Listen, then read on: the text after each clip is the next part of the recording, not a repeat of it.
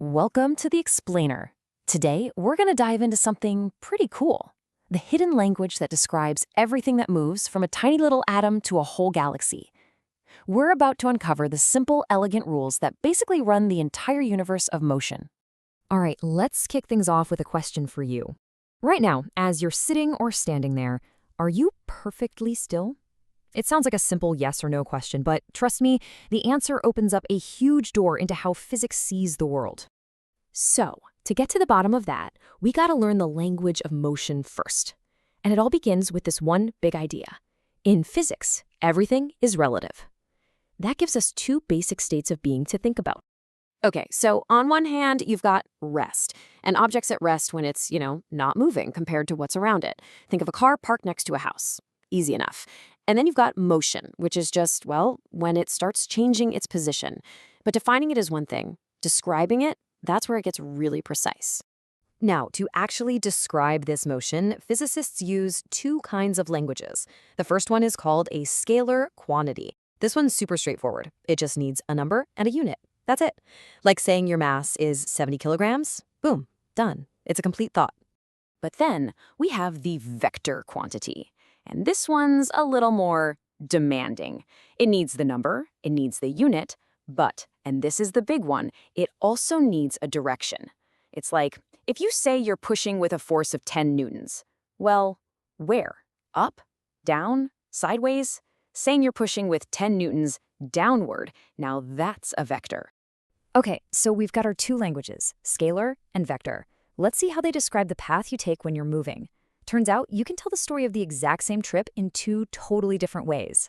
First up, there's distance. This is a scalar, so it's just the simple number. Think of it like the odometer in your car. It tracks every single foot you traveled, every curve, every U-turn, it all gets added up. And then you have displacement. This one's a vector, and let me tell you, it is ruthlessly efficient. Displacement doesn't care about the scenic route you took. Nope, it only cares about the straight line from where you started to where you ended, plus the direction. That's it. Start to finish, direct line. So here's the bottom line, right? Distance is the long, winding road trip you actually took. Displacement is the shortcut, as the crow flies. And this is huge because it means the distance you travel can be way, way longer than your displacement, but it can never be shorter. Makes sense, right? So this whole total path versus direct shortcut thing, it's not just some fussy little detail. It has a massive effect on the next big idea, how we actually measure how fast something's going. And that brings us to two words that, let's be honest, we all use interchangeably all the time, speed and velocity. But in physics, they're different. Speed is a scalar. It's just your distance divided by time. It tells you how fast your odometer is racking up miles. But velocity, that's a vector. It's your displacement divided by time. So it tells you how fast you're going and, crucially, in what direction. And this is where it gets really cool. Because distance is always a positive number, your speed is too. But displacement, that can be positive, negative, or even zero. Now get this. Imagine you run one perfect lap around a track. You've definitely covered a distance, right? So you have an average speed. But because you ended up exactly where you started, your total displacement is zero. And that means your average velocity is also zero. Wild, isn't it? Okay, so we've got position, we've got velocity, we're building a picture here. But what happens when that velocity isn't just a steady cruise control? What do you call it when things are speeding up, or slowing down, or even just turning? Well, that's acceleration. Now, most of us hear acceleration and we think flooring it, right? Speeding up. But in physics, it's way broader than that. It's any change in velocity. And since velocity is a vector with speed and direction, this has some really surprising results. Turns out, there are actually three ways you can accelerate. First, the obvious one, speeding up. That's positive acceleration.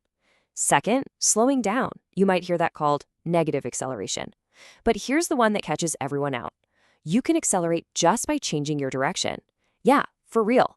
A car going around a corner at a rock-solid 30 miles per hour is accelerating the whole time because its direction, and therefore its velocity, is constantly changing.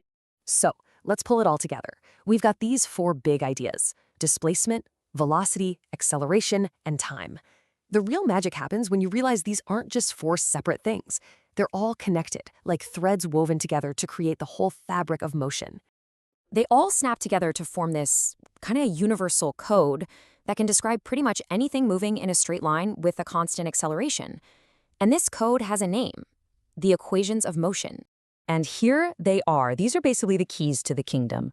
I know, they might look a little intense, but they are unbelievably powerful. With just these three equations, if you know three pieces of the puzzle, like how fast you started, how much you're accelerating, and for how long, you can figure out everything else. They let us predict the future, from a baseball flying through the air to a rocket launching into space. And that leaves us with one last kind of mind-blowing thought. So what does a falling apple have in common with a planet swinging around the sun in its orbit? They're both playing by the exact same set of rules we just talked about. The language of motion, it turns out, is truly universal. It connects the tiniest things happening right here on Earth to the most epic dance of the entire cosmos. Thanks for joining us.